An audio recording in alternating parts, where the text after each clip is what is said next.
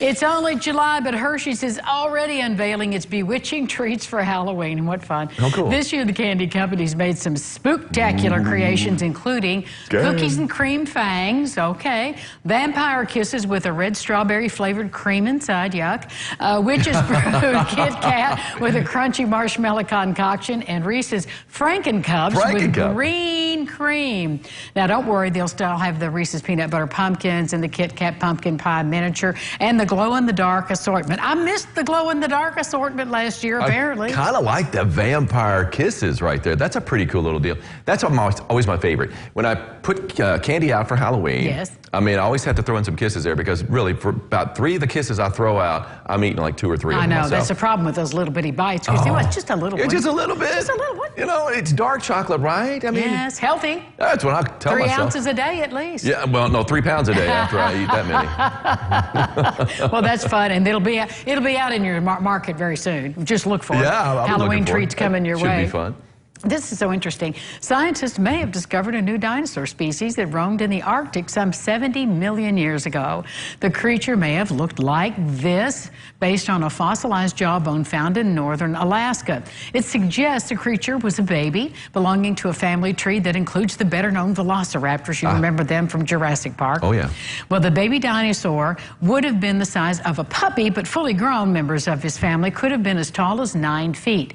Scientists say they still need more complete skeleton to confirm a new species. Very interesting. Yeah, you can't really base it on a jawbone, I would think. But that is very interesting. You're absolutely right. A new dinosaur. You know, it's funny. We keep finding all these new dinosaurs that they're not around anymore. But at the same time, it's like, it's kind of interesting that you would look back in the past and find new species.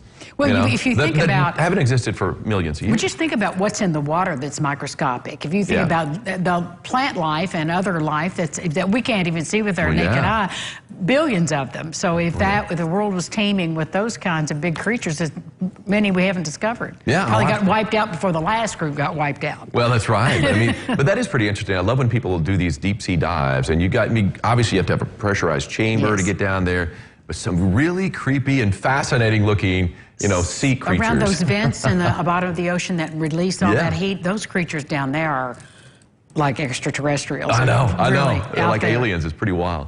Well, how old is your dog? You know, the human years thing, that I always say 1 year in a dog's life is like 7 in a human being's life. Well, scientists say that formula is not exactly correct. Oh, really? They have repurposed that formula. So they say if your year-old dog is not 7 years old, but more like, 50 years old. 50? Yeah, right. So think about that. At least according to this new study, the scientists say the answer is simple. Dogs and humans just don't age at the same rate. Right. Researchers tracked down changes in the DNA of Labrador retrievers, and they came up with a new formula. So a 1-year-old dog actually compares to a 30-year-old human. Sorry, I had that wrong. Okay. And a 4-year-old dog is more like a 52-year-old, which is still not great statistics from my point of view. When the dogs turn 7, the rate of age actually starts decreasing. It's not quite as quick and simple a formula as 7 years, but scientists say it's more accurate. Now, the goal, of course, besides just having this useless knowledge, is to help vets make more informed decisions in terms of diagnosing and treating your best friend. Very interesting. Yeah, I think when they first came up with the 7 to 1, it was basically that humans have an average age about 7 times out of a dog as far as the length of, their lifespan. Right. So that's probably why, but yeah, it's not, you can tell, just with dogs, it's not evenly divided, 7, 7, 7. I mean, because you're right. After a year, they're grown, they're ready. They're ready to move out. They're ready to go on. Yeah, so that works for me. And and it seems like for like several years, they don't really age much at all, So it's like, I think it almost like kind of slows down a little bit. Certainly pretty cool, though. That's why you tune in for that kind of quality information. Well, we don't find this just anywhere. You find this information on Lifestyles.